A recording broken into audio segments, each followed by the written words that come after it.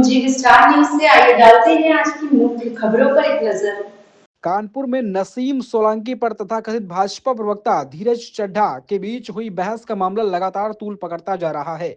एक तरफ जहां पुलिस ने धीरज के गिरफ्तार कर लिया है, तो दूसरी तरफ धीरज पर कठोर कार्रवाई को लेकर सपा विधायिका नसीम सोलंकी और सपा विधायक मोहम्मद हसन रूमी पुलिस कमिश्नर के आवास पर उनसे मिलने पहुंचे और कठोर कार्रवाई की मांग की है।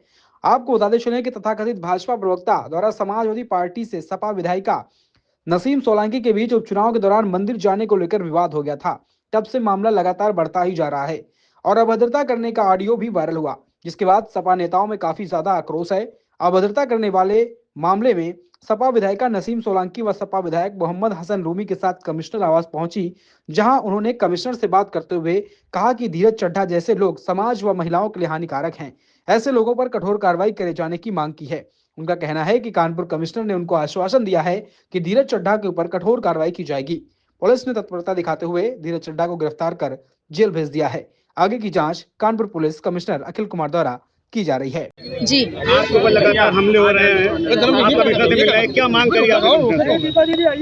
हमने हालांकि कमिश्नर साहब ने खुद ही इस पे एक्शन लिया और उस पे जो है गिरफ्तारी भी उसकी हो गई है, पर हमने उनसे मिलकर यही बात कही रखी है कि जिस तरीके से उसकी मानसिकता है हिंदू मुस्लिम वाली, जिस तरीके से मुझे परेशान कर रहा है बार बार फ़ोन करके, तो ये अगर शहर में माहौल ख़राब होता है या कुछ भी होता है उससे ज़िम्मेदार कौन होगा? हाँ, और दूसरी बात, मेरा परिवार बहुत ज़्यादा डरा हुआ, मेरे बच्चे और हम लोग बहुत ज़्यादा कल से घबराए हुए हैं कि ये बाहर आने के बाद मुझ पर कहीं हमला कर दे या अपने आप को कुछ करके मुझे नाम अगर मेरा दे देता है, तो मेरे लिए बहुत सोचने वाली चीज़ है कि हमने उनसे कहा है कि आप इसको जो है अपने संज्ञान में लीजिए, और अगर इस तरीके की कोई घटना होती है, भाई अगर हम सेफ नहीं है तो आम लड़कियां महिलाएं कहाँ सेफ होगी?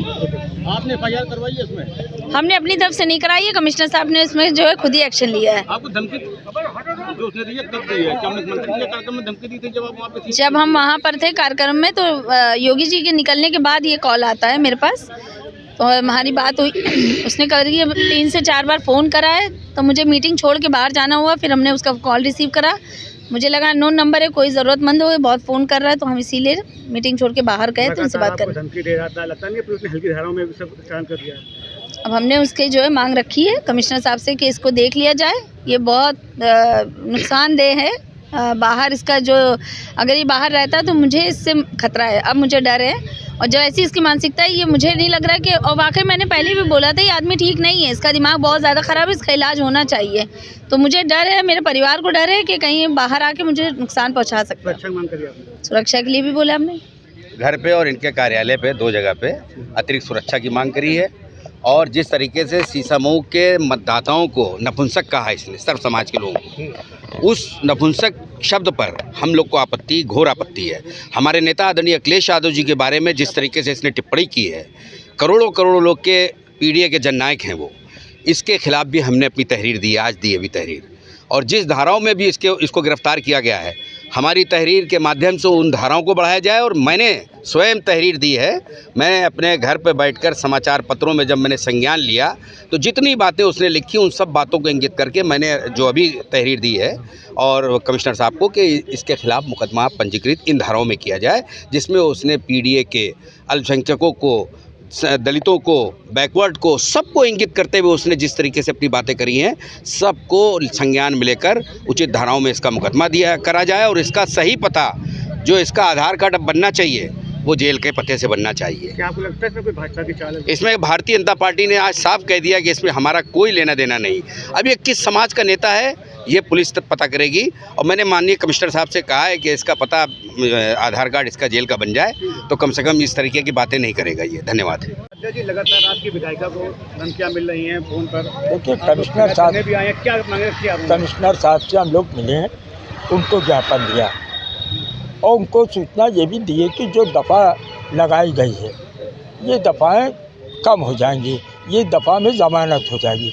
जो पागल व्यक्ति है जो कहता हम भारतीय जनता पार्टी के सदस्य हैं, भारतीय जनता पार्टी का अध्यक्ष कह रहा मेरा सदस्य नहीं है, ऐसे इंसान को सख्त सज़ा दी जाए। इसको लेकर कमिश्नर साहब ने भी गंभीर हुए, उन्होंने आदेश किया कि ऐसी उनकी ज़मानत नहीं होगी और उसमें दफ़ाएं भी और बढ़ाई जाएंगी, उनको जेल भेजा जाएगा। और मैं एक बात और कहना चाहता हूँ कि ये महिला के साथ उन्होंने बदसलूकी करी है। साथ ही साथ हमारे राष्ट्रीय अध्यक्ष जो उत्तर प्रदेश के पीडीए का महानायक हैं, उनके खिलाफ जो अभद्र भाषा का प्रयोग किया है, इसके खिलाफ हम लोगों ने आज कमिश्नर साहब को ज्ञापन दिया और इस पर कार्रवाई होगी। जेल जाएगा वो, और नहीं जाएगा तो कानपुर में समाजवादी पार्टी के लोग शांत नहीं बैठने वाले हैं।